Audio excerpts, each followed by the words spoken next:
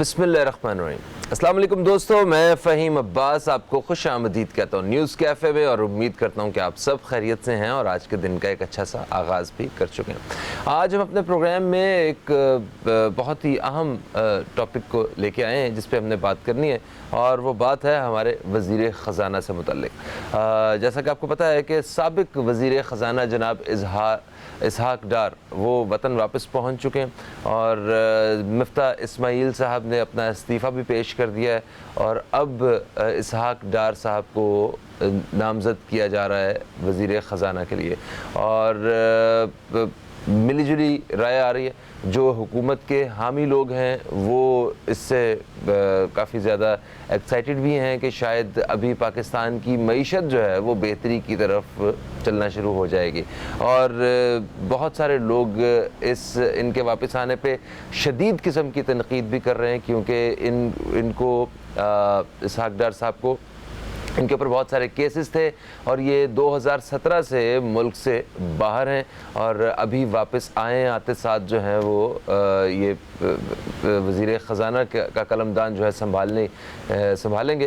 اس حوالے سے ہم نے بات کرنی ہے اپنے پروگرام میں کہ کیا واقعی اسحاق ڈار صاحب پاکستان کے لیے آخری آپشن ہیں، کیا انہی کے پاس ان سارے مسائل کا حل ہے، اور اگر اتنے قابل انسان تھے تو 5 سال یہ ملک سے دور کیوں رکھا گیا انہیں، اور واقعی اتنے قابل انسان ہیں تو ان کے اوپر اتنے کیسز کیوں بنائے گئے۔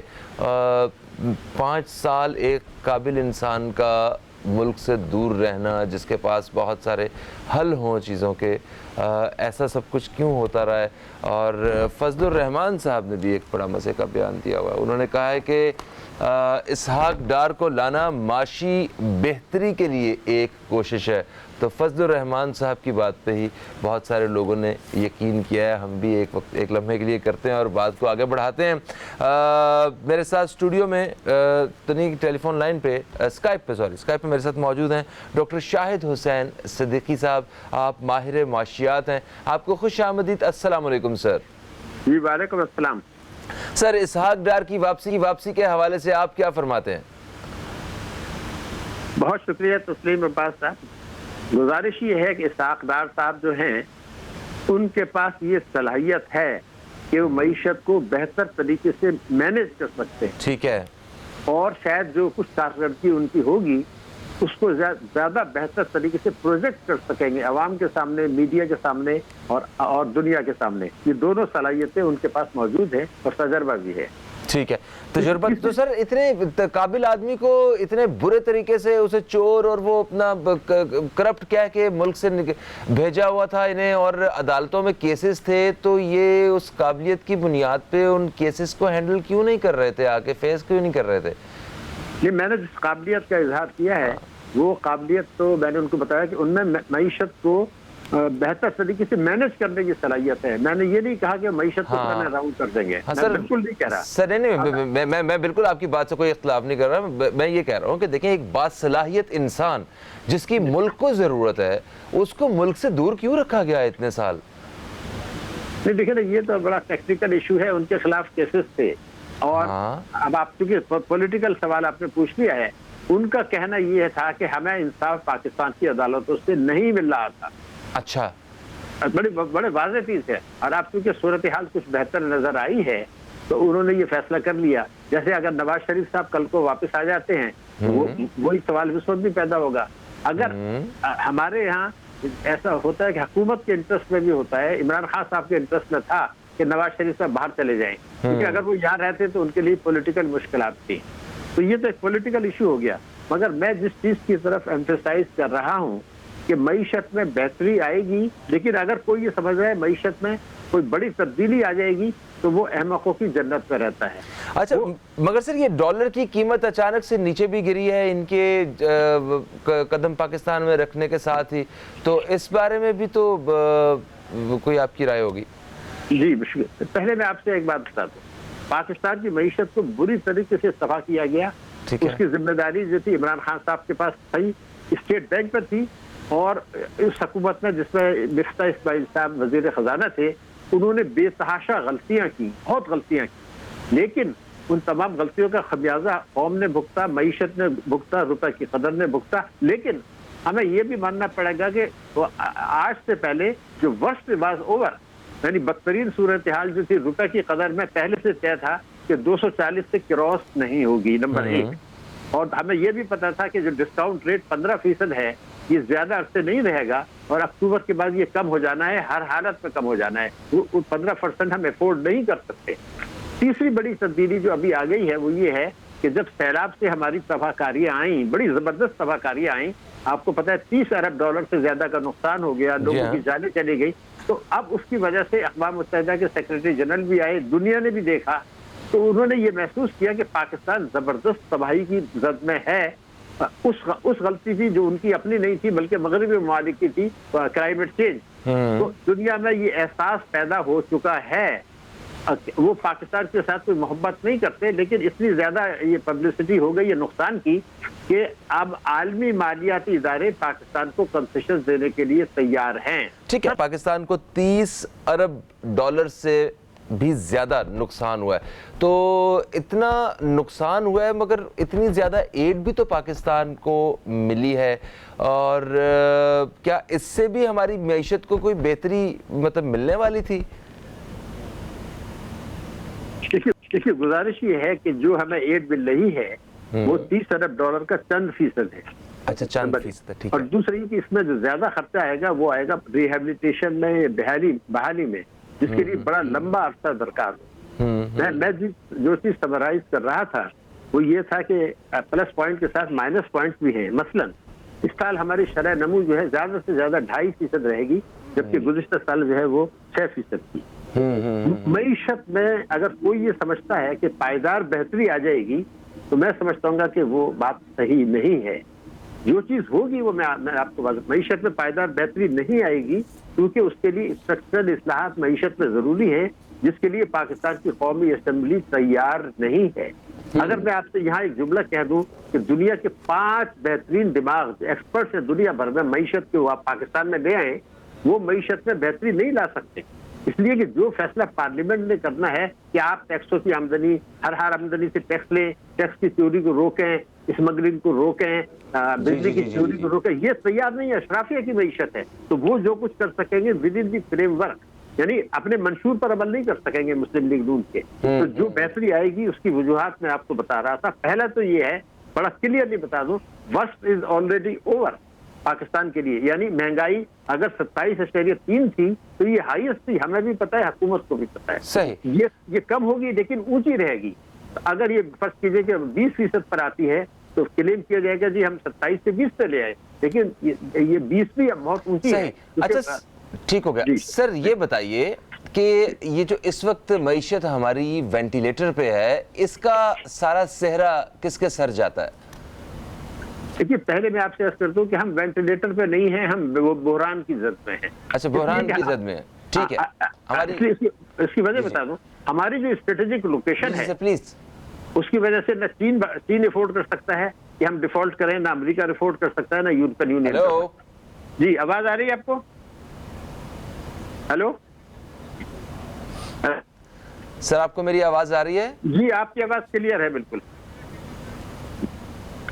میری آواز آ رہی ہے آپ کو؟ جی جی جی جی، اب آ رہی ہے سر۔ لیکن میں یہ عرض کر رہا تھا کہ جو ہماری اسٹریٹجک لوکیشن ہے، مثلا چین ہے، چین افورڈ ہی نہیں کر سکتا کہ خدا نخواستہ پاکستان ڈیفالٹ کرے، کیونکہ ساری دنیا جو ہے وہ سی پیک کو الزام دے دے گی، اور وہ سی پیک ان کے لیے بہت ضروری ہے کیونکہ اس سے ان کا جو روڈ اینڈ بیلٹ انیشیٹو ہے وہ افیکٹڈ ہے۔ وہ کبھی بھی نہیں چاہے، اسی طرح امریکہ کبھی نہیں چاہے گا پاکستان اس پر ڈیفالٹ کرے، کیونکہ افغانستان میں ان کو ہماری ضرورت ہے، اور ہندوستان کو پٹری سے اترنے کے لیے بھی ہماری ضرورت ہے۔ تو یہ ایک مہلت چل رہی ہے۔ تو 75 یعنی 9/11 کے بعد جو لوگ یہ کہہ رہے ہیں کہ پاکستان کبھی ڈیفالٹ کر سکتا ہے، وہ ملک دشمن ہے۔ ہم ڈیفالٹ نہ ماضی میں کیا، نہ آج کر رہے تھے، نہ دیوالیہ ہو رہے تھے، نہ مستقبل قریب میں ہوں گے، یہ تو بالکل واضح ہے۔ انشاءاللہ۔ اچھا چلیں، ہم ابھی وزیر خزانہ کے حوالے سے بات کرتے ہیں۔ کیا مفتاح اسماعیل صاحب سے معیشت ٹھیک سے نہیں سنبھل رہی تھی؟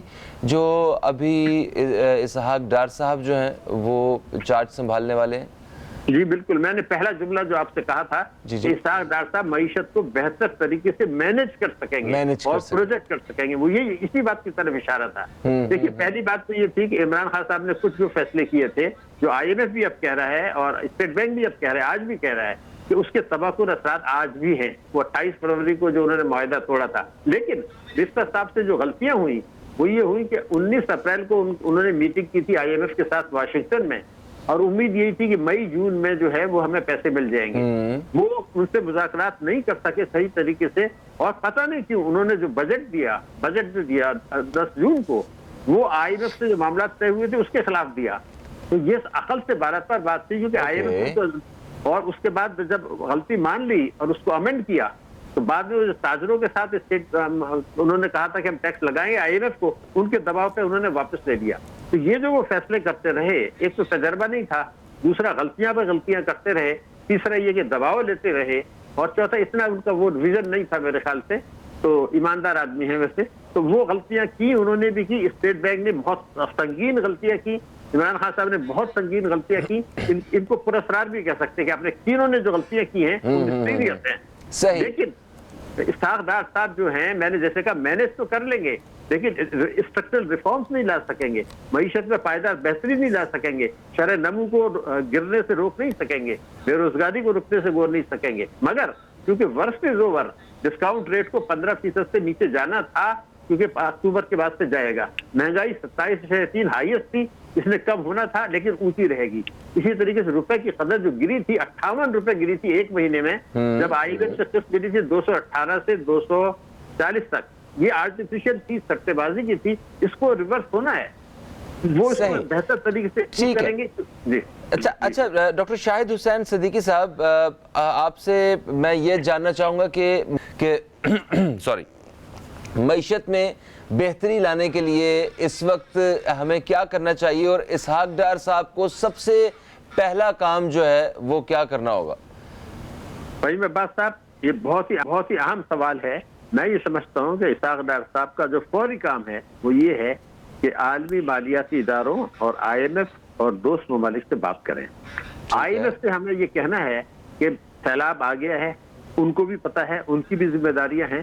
تو پہلے تو یہ کہ انہوں نے جو ہم سے یہ کہا ہے کہ پیٹرولیم لیوی کو ہر مہینے بڑھائیں جون تک 5 روپے، اس کو معطل کر دیں، وہ ہم نہیں کر سکتے کیونکہ اس سے مہنگائی بڑھتی ہے۔ پہلی درخواست۔ دوسری درخواست یہ کہ جو قسطیں انہوں نے جون تک دینی ہے، ہمیں انسٹالمنٹ جون تک دینی ہے، وہ آج دے دیں تاکہ ہم اس پیسے کو استعمال کر سکیں۔ یہ ہماری آئی ایم ایف کے ساتھ یہ درخواست ہوگی۔ عالمی بینک سے یہ درخواست ہوگی کہ جو قرضے ہمیں دیتے ہیں منصوبوں کے لیے، پروجیکٹس کے لیے، ان کو ان پروجیکٹ کے بجائے سیلاب زدگان کی طرف لے جانے کی اجازت دیں، اور میرے خیال سے وہ بھی دے دیں گے اور آئی ایم ایف بھی دے دے گا۔ تیسری بات یہ کہ جو ہمارے قرضے دوست ممالک نے جو ہم سے وعدے کیے ہیں وہ پورے نہیں کر رہے، وہ اپنے تجربے کی روشنی میں اور تعلقات کی روشنی میں اور سیلاب کی صورتحال کی روشنی میں ان سے یہ منظوری کرا سکیں گے کہ آپ وہ ہمیں پیسے دے دیں جس کا انہوں نے وعدہ کیا تھا۔ وہ ڈپازٹس ہیں، اگر سود پر ہیں تو ہیں، اس سے کیا فائدہ ہوگا کہ ہمارے ریزروز بڑھ جائیں گے، اور جب ہمارے ریزروز بڑھیں گے تو اس سے روپے کی قدر میں جو ہے وہ استحکام آئے گا اور بہتری آئے گی۔ یہی وہ سینٹیمنٹ ہے، یہی وہ چیزوں کا سینٹیمنٹ ہے جو آپ بہتری دیکھ رہے ہیں۔ اور ایک بڑی وجہ یہ تھی کہ وہ 58 روپے گر گیا تھا، اس کو واپس بڑی حد تک آنا ہے۔ یہ جب وہ کر لیتے ہیں پھر اس کے بعد ان کو اسٹیٹ بینک سے ایک میٹنگ کرنی پڑے گی کہ جناب یہ جو سٹے بازی ہوئی ہے، اور ہمیں پتہ چل گیا ہے کہ ڈالر کے مقابلے میں سٹے بازی ہوئی ہے، بینکوں نے کی ہے، ثابت ہو گیا ہے، ایکسچینج کمپنیز نے کی ہے، اب کہ اس پر ایکشن لے لیں، نمبر 1۔ اور دوسری ویجیلنٹ رہیں، اور ہمیں یہ بھی میٹنگ کرنی ہوگی کہ سرمایہ کابل جا رہا ہے، وہ یہاں جو کراچی کا جو ریٹ ہے، پشاور کا جو ریٹ ہے ڈالر روپی کا، اور افغانستان کا ریٹ بہت بڑا ہے، فرق ہے، پیسہ وہاں جا رہا ہے، اس کو سرمایہ کے فرار کو بھی روکنا ہے۔ یہ میرے خیال سے تو ان کا سب سے اہم ترین کام ہوں گے، اور اس سے روپے کی قدر میں بھی کمی آئے گی اور ریزرو روپے کی قدر ہماری جو ہے وہ بہتر ہوگی اور ہمارا ریزرو ہوگا۔ لیکن ایک بات ان کو یہ بھی کرنی ہے اپنی کابینہ سے کہ بھئی یہ پنجاب اور کے پی دو حکومتیں اور پی ٹی آئی اگر بالکل ہی حالت جنگ میں رہیں گی تو سیلاب کی صورتحال میں یہ نہیں ہو سکتا، ان کو حکومت کے ساتھ ورکنگ ریلیشن شپ رکھنا ہے۔ ڈار صاحب جو پہلے کامیاب ہوئے تھے اس کی وجہ یہ تھی کہ پنجاب میں ان کی اپنی حکومت تھی، وہ اسٹیٹ بینک پر اثر انداز ہوئے تھے، اور اثر انداز ہو کے انہوں نے روپے کی قدر کو مستحکم رکھا تھا، ڈسکاؤنٹ ریٹ کو کم رکھا تھا، جس سے مہنگائی 4% پر آ گئی تھی۔ لیکن اب وہ اسٹیٹ بینک پر اثر انداز نہیں ہو سکتے کیونکہ عمران خان صاحب کے زمانے میں ان کو آٹونومی دی جا چکی ہے. تو وہ اب ان کے ساتھ مینج تو کر سکتے ہیں لیکن اثر انداز نہیں ہو سکتے. لیکن جیسے میں نے کہا تھا کہ ورسز اوور. اب میں آپ کے سوال کی طرف آ جاتا ہوں. سر بیسک سوال وہی ہے جو پاکستان کی سلامتی اور معیشت کے لیے آپ کا سوال ہے. اگر کچھ بنیادی اصلاحات نہیں کرتے, جو کہ یہ نہیں کریں گے, ٹائم ان کے پاس مختصر ہے, تو پاکستان کی معیشت کبھی بھی پائیدار بہتری نہیں آ سکتی. وہ اس کے لیے ایک جملہ پہلے میں آپ کو بتا دوں. مسلم لیگ نون کا جو منشور ہے اس میں یہ کہا گیا ہے کہ ہمیں یہ احساس ہے کہ پاکستان کی بیمار معیشت کو ٹھیک کرنے کے لیے جن بنیادی اقدامات کی ضرورت ہے اس کی طاقتور طبقے مخالفت کریں گے اور ان سے ہم نمٹ کر دکھائیں گے. وہ کیا ہے اصلاحات؟ نمبر 1, وفاق اور صوبے ہر قسم کی آمدنی پر ٹیکس لگائیں گے. ٹھیک ہے. اور معیشت کو دستاویزی بنائیں گے. اس کا مطلب یہ ہے کہ 4,000 ارب روپے انکم ٹیکس آپ کا بڑھ جائے گا جن کے پاس آمدنی ہے. پیٹرولیم لیوی 0 ہو جائے گا اور جنرل سیلز ٹیکس جو ہے وہ 5% پر آ جائے گا. یہ واحد طریقہ ہے معیشت کو ٹھیک کرنے کا, بہتری بنانے کا. لیکن پاکستان کی پارلیمنٹ, پاکستان کی دوسری تینوں پارٹیاں اس کے لیے بدقسمتی سے تیار نہیں ہیں. تو ہم جو 22 مرتبہ IMF کے پاس گئے, ہماری معیشت بہتر نہیں ہوتی اور ہمارا گروتھ, ہم 22 دفعہ IMF کے پاس گئے, وہ اسی لیے گئے کہ ہم ان اصلاحات کے لیے تیار نہیں ہیں. تو ظاہر ہے وہ بھی نہیں کر پائیں گے, ٹائم بھی مختصر ہے. مگر سر جو یہ ایکشن لینے کا سوچ رہے ہیں یا جن کے بارے میں آپ نے ابھی نشاندہی کی ہے, اگر ایسا کرتے ہیں تو پاکستان میں بہت بڑی تعداد میں لوگ ان کو ناپسند کرنا شروع کر دیں گے, کیونکہ ٹیکس ویکس, کیونکہ لوگوں کی کمر تو آلریڈی مہنگائی سے ٹوٹ چکی ہے. وہ چاہے کسی بھی طبقے سے تعلق رکھنے والا ہے, اس کے لیے اس وقت مشکلات پیدا ہو چکی ہیں مالی طور پہ بہت زیادہ. محترم وہی بات میں کہہ رہا تھا. میں نے ساتھ میں ایک جملہ یہ بھی کہا تھا کہ ہمارے جو عوام پس رہے ہیں وہ جنرل سیلز ٹیکس. جب آپ آمدنی پہ ٹیکس لیں گے تو ساتھ میں نے یہ بھی عرض کیا تھا کہ جو 17% GST ہے اس کو 5% پہ لے آئے تو آپ دیکھیں گے قیمتیں بڑی زبردست کمی ہوگی. سارا کھیل GST کا ہے. ہمارا خرابی یہ ہے کہ ہم GST عوام سے لیتے ہیں اور طاقتور طبقوں سے ٹیکس نہیں لیتے. میں کہتا ہوں GST کو 5 سے 7.5% پہ لے آئیں. پیٹرولیم لیوی جو بھرتا ہے اس کو 0 کر دیں اور جو انکم ٹیکس کی چوری کر رہے ہیں ان سے پیسے لیں. مالدار طبقے ٹیکس نہیں دے رہے.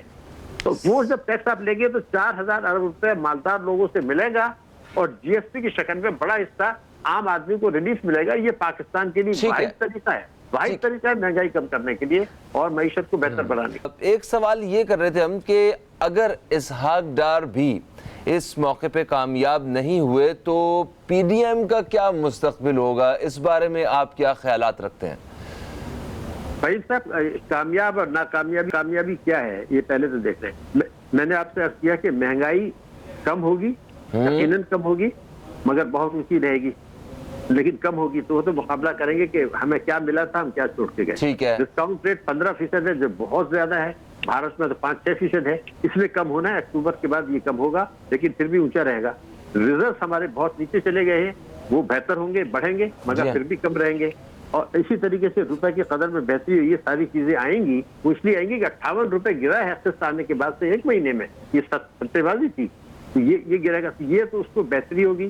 معیشت میں جو خرابیاں ہیں اس کا ان کا بیانیہ یہ ہوگا جو IMF نے بھی کہا ہے, اسٹیٹ بینک نے بھی, کہ عمران خان صاحب جو تباہ کاریاں کر گئے تھے, معاہدہ توڑا اور ڈسکاؤنٹ ریٹ کم رکھا, اس کے اثرات لمبے عرصے تک رہیں گے. وہ کہیں گے جو کہ جناب یہ ہم نے بہتری 11-12 مہینے میں کر دی ہے, اب یہ جو خرابی ہیں اس کے لیے وقت چاہیے, اس میں ہمیں آپ کچھ ٹائم دے دیں. مگر جو چیز میں آپ کو بار بار بتانا چاہتا ہوں کہ خیبر پختونخوا میں 10 برسوں میں تحریک انصاف نے وہی کیا ہے تعلیم اور صحت اور ٹیکسوں میں جو پنجاب اور سندھ میں پیپلز پارٹی اور اس نے کیا. کوئی فرق نہیں ہے تینوں پارٹیوں میں, صرف بیانات کا فرق ہے. میں آپ کو یقین دلا رہا ہوں. صحیح. ورنہ کوئی سوال تھا کہ 10 سال میں وہ تعلیم کا بجٹ اتنا ہی رکھا ہے انہوں نے جتنا پنجاب اور سندھ نے رکھا. انہوں نے بھی ایگریکلچر پر ٹیکس نہیں لیا, انہوں نے بھی پراپرٹی کی ویلیوشن نہیں بڑھائی, انہوں نے بھی صحت کا بجٹ نہیں بنایا. تو تینوں پارٹیوں کی پالیسیاں یکساں ہیں. تو عوام کو تو پتہ ہے کہ جی لالی پاپ دے کے کام چلتا ہے, تو اسی طریقے سے چلتا رہے گا. اس کی وجہ یہی ہے کہ 1980 سے آج تک میرا گروتھ ریٹ جو ہے 1980 سے آج تک بنگلہ دیش سے بھی کم ہے, سری لنکا سے بھی کم ہے, بھارت سے بھی کم ہے. تو ہم تو عادی ہو چکے ہیں اس جگہ کے. اصلاحات اگر نہیں کرتے تو کبھی بھی پاکستان ٹھیک نہیں ہوگا. اسی لیے آپ نے دیکھا کہ ایشین ٹائیگر بننا کہنا ہم نے چھوڑ دیا. اب ہم سری لنکا سے کہہ رہے ہیں ہم بہتر ہیں, لیکن ایک زمانے میں یہی لوگ کہا کرتے تھے ہم ایشین ٹائگر بنائیں گے, آج کہہ رہے ہیں ہم سری لنکا سے بہتر ہے. تو یہ تو بحیثیت قوم ہم نیچے جا رہے ہیں, اور آپ یہ جو پروجیکٹ جس طریقے سے آپ کر رہے ہیں یہ بڑی خدمت ہے, اور اس سے عوام ایجوکیٹ ہوں گے اور اس سے بہتری آ سکتی ہے. عوام جب ایجوکیٹ ہوگی تب بہتری آئے گی, ورنہ نہیں آئے گی. سر تھینک یو سر. ایک آخری سوال سر, وہ یہ ہے کہ آپ نے کہا کہ عالمی مالیاتی اداروں اور دوست ممالک سے پاکستان کو بات کرنی چاہیے اور انہیں اپنی موجودہ صورتحال کے بارے میں بتا کے کوئی ان سے مدد حاصل کرنی چاہیے. تو سر یہ بتائیے کہ ابھی تو ہمارے جو وزیر اعظم صاحب ہیں, ہم نے ان کے بیانات اور اخبارات میں ان کی تصاویر وغیرہ اور وہ دیکھتے رہے کہ انہوں نے ان کی جہاں جس اپنے ہم منصب سے بات ہوئی ہے انہوں نے اس بارے میں ذکر کیا ہے, اور وہ پوری کوشش کر رہے ہیں کہ کسی نہ کسی طرح پاکستان میں جو ہے نا وہ مدد لائی جا سکے. تو کوئی خاطر خواہ رزلٹس آپ کو لگتا ہے کہ جو وزیر اعظم صاحب کو نہیں ملے تو وزیر خزانہ صاحب کو مل جائیں گے؟ نہیں, وزیر اعظم صاحب گراؤنڈ ہموار کر گئے تھے, اب 100% مل جائے گے. میں آج آپ کو بتا رہا ہوں, IMF ہمیں کنسیشن دے گا, ورلڈ بینک ہمیں کنسیشن دے گا. انہوں نے گراؤنڈ ہموار کر لیا تھا, یہ اس کو میٹیریلائز کریں گے اپنے تجربے سے, اپنی کامیابی سے. یقیناً پیسے آئیں گے, IMF بھی ہمیں سہولت دے گا, سب سے بڑی بات یہ ہے, اور اس سے ریزلٹس بڑھیں گے. اس میں مایوسی کی کوئی بات نہیں ہے, لیکن خوشی کی بھی نہیں ہے. خوشی کی نہیں ہے کیونکہ ہم دوسروں کے پیسے پہ کود رہے ہیں, لیکن وہ گراؤنڈ ورک جو کیا تھا اسحاق ڈار صاحب اس کو میٹیریلائز کریں گے.